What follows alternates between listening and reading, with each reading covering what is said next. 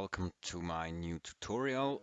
My name is Kevin. I'm an amateur photographer trying to get a pro. The last day I was asked on Instagram if I can share my new way of editing my image, and it goes about how I create pictures like this here or this one here.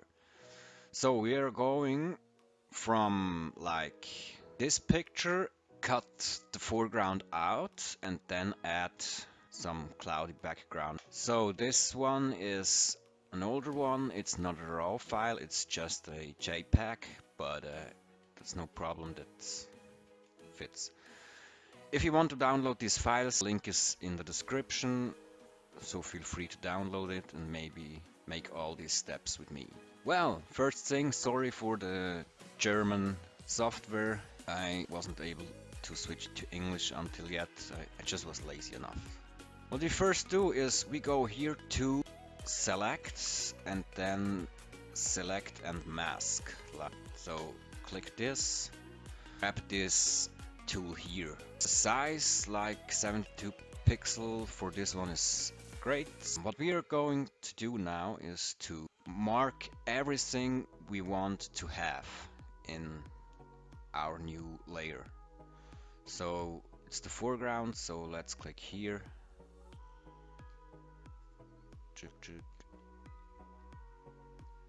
Just select the full foreground.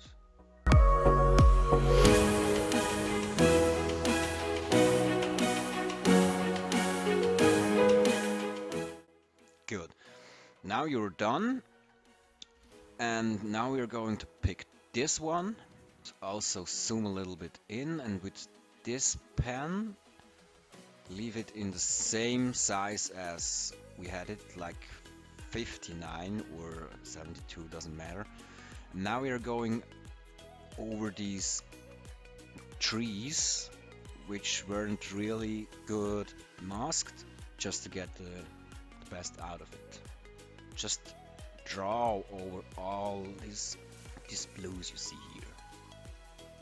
What I almost forgot is, normally I think you are here at this, and I always work with like the red one. I don't really have no idea what's called in English.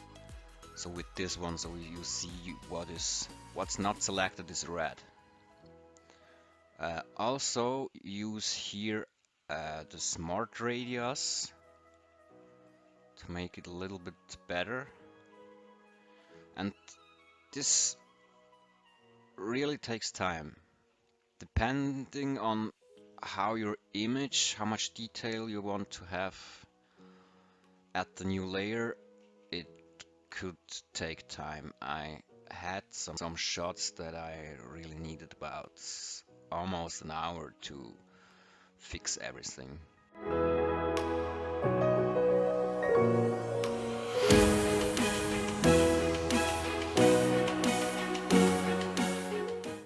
So now we are almost finished.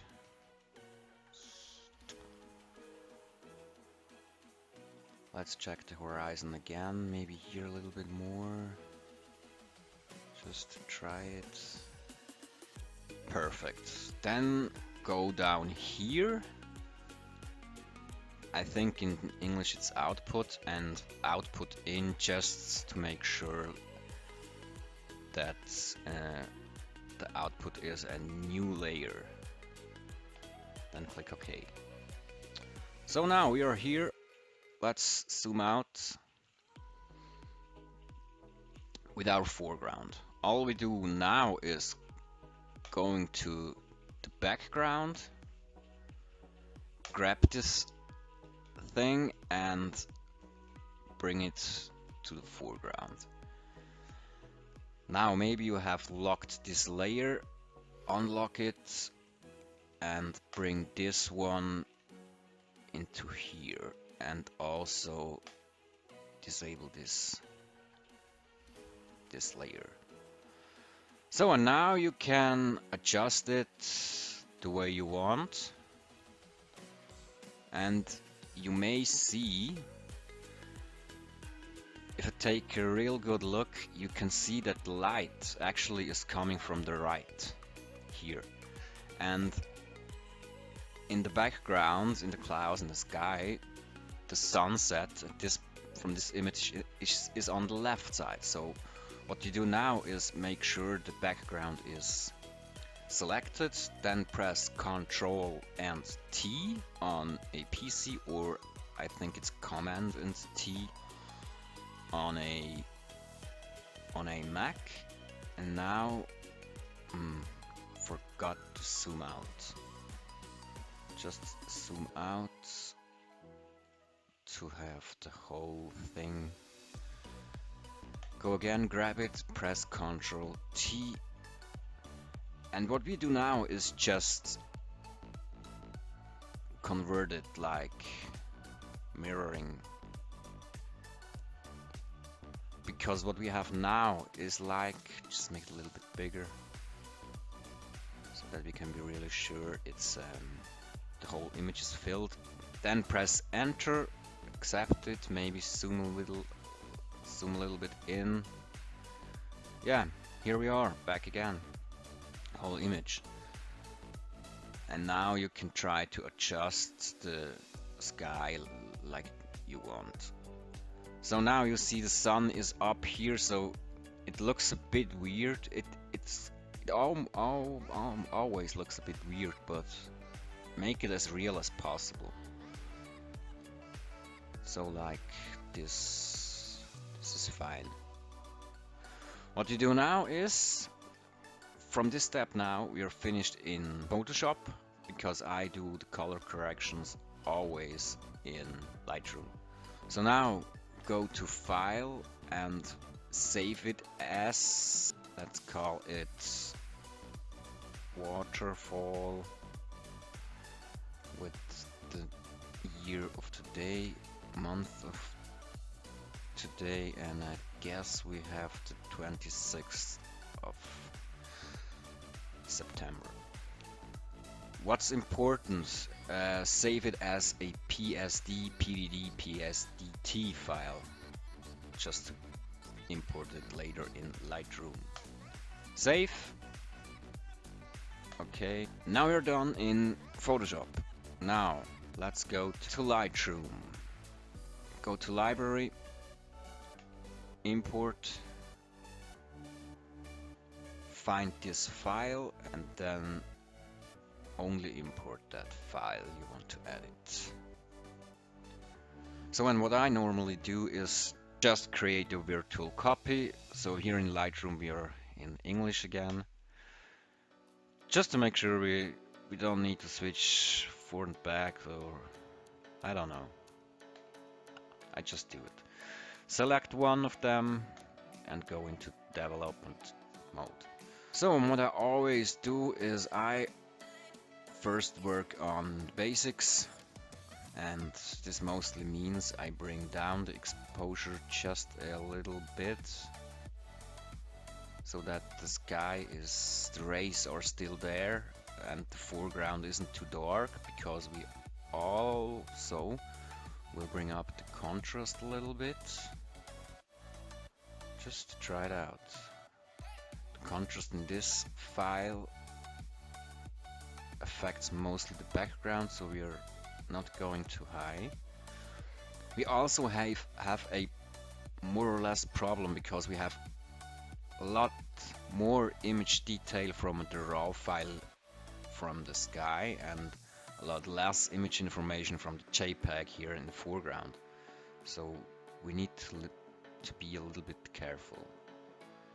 Highlights, also bring them down for this time, and the shadows a little bit up, so the foreground is getting a little bit clearer. And now I see what I didn't saw in the first edit I have done with this image. I really like if you bring the shadow a little bit up. The pond here at the end of the waterfall, that could be a spot which we can pop up later. So then press Alt and just try to find where to go with the whites. So let's go back just that nothing is red or anything else. Same with the blacks. Yeah, you see we have a little bit of information here at 0, a few dots, so bring it a little bit up. This also means that the foreground is maybe a little bit better lightened. Yeah, just a little bit, like 24. Then what I almost always do is add a little bit of clarity. And here we are not adding a little bit, we are adding a ton. It means like almost 50. Vibrance and saturation, I don't touch it for now, because first I go to the tone curve and just try to look what it affects. So highlights, we need some, I want some highlights, not too much, but I really at the end want to see the rays. Lights, too much. I leave it at 0 or so. Darks, not too much. Like this. This looks cool. Shadows. The shadows here in the tone curves really mostly affects the foreground, so let's bring them a little bit up. Because it looks cool, because the sun comes from here and then the trees are lightened, a little bit falls, but it has some special touch.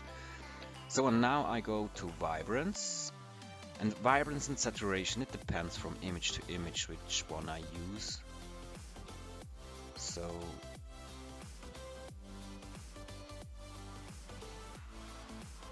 take away some Vibrance, looks some kind of cool, but I normally do oversaturation.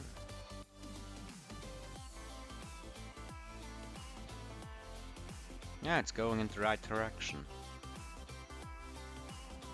Yeah, I don't want to do too much with this in this image, I think, but I'm not pretty sure.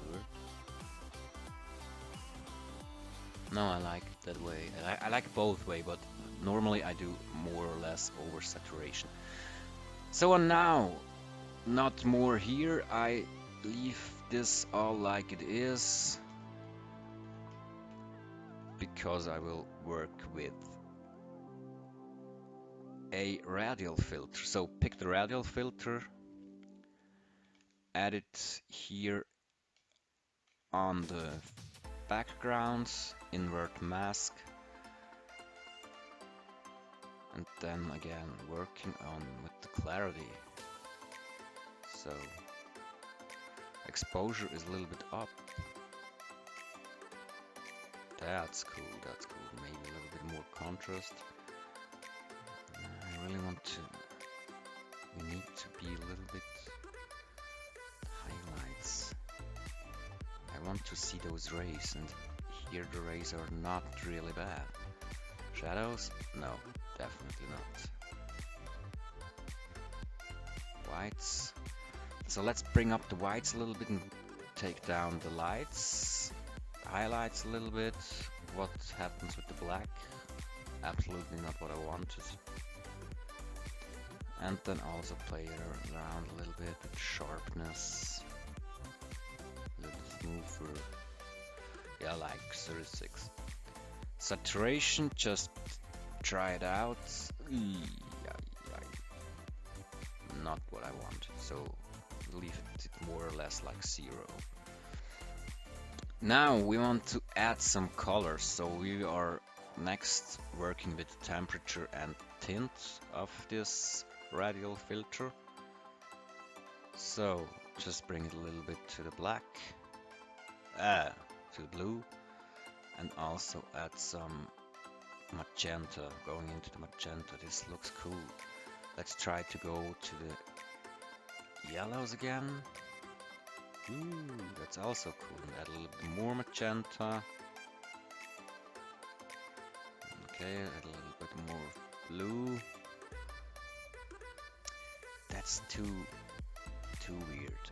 Like here. Okay. And now we're almost finished. What I did the last time was adding a second radial filter, rotated it a little bit, and what I want to achieve with this one is also invert mask and bring a little bit of the shadows up because I want these stones, or what they are. I don't find the right word in English right now. I want them to be seen a little bit better. So bring up the shadow a little bit more. Too much.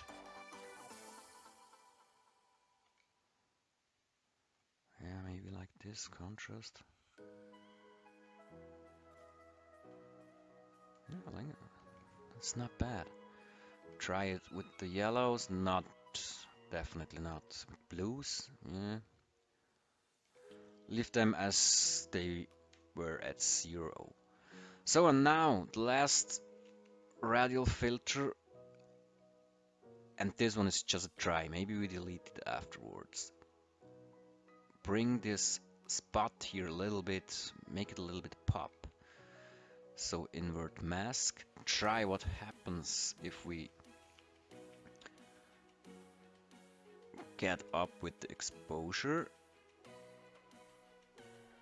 That's kind of cool. I always take a look at the left side because most of my images are prepared for Instagram in the first place. I also sell some prints and prints, and don't know what they are called. Highlights. Maybe that's a little bit too much.